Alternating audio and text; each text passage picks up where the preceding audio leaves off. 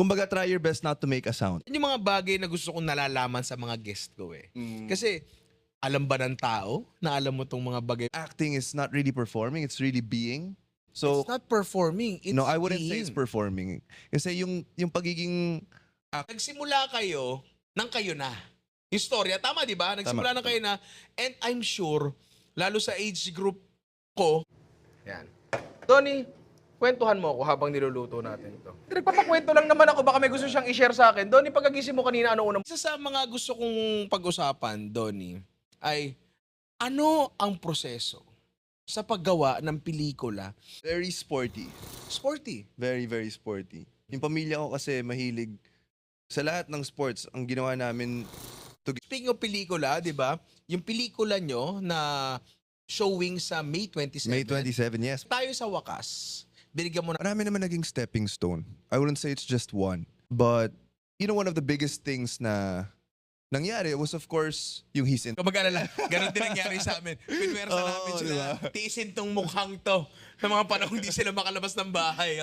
Ang daming nag... Welcome na naman sa aming napakagandang studio. Kita nyo naman, napakalinis pa ng lahat. Napakabango. Napakaganda pa ng lahat, di ba? Naghahanap ako ng guest na gwapo. Siyempre, okay rin kung medyo matangkad ng konti. Kasi medyo kulang tayo sa height, di ba? Yung mabait. Yun, papakita ko sa iyo yung baboy. Habang bata pa. So, nagsimula tayo dito. Parang gusto ko yung sinigang na sobrang asim. Pre. Kumakain ka ng baboy. Kumakain din.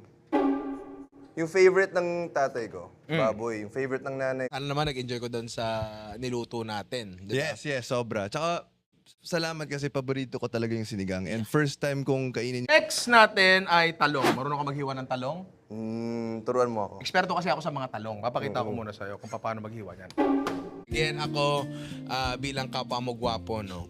Na artista rin, kapwa mo artista rin. Alam mo, magkabaro talaga tayo eh. Di ba? May isa na akong pelikula. Pag VJ, kailangan ba niyan musically inclined ka? Not necessarily. Hindi. VJ Luis, Oh. VJ Hart, Oh. ako nga naging VJ. Sir Donnie Pangilinan, humingi ako ng paumanhin. Maling spelling Nagalit ako. Kasi mali yung spelling ng Donnie Pangilinan. Ang next natin gagawin ay gagawa na tayo ng sauce natin. So, lukuyan tayo, meron ditong pork stock. Ito yung pinagkuluan ng baboy natin kanina. Na, meron tayo. Okay. Tikman na natin to. Bon appetit. Okay? Gusto ko yung ano eh.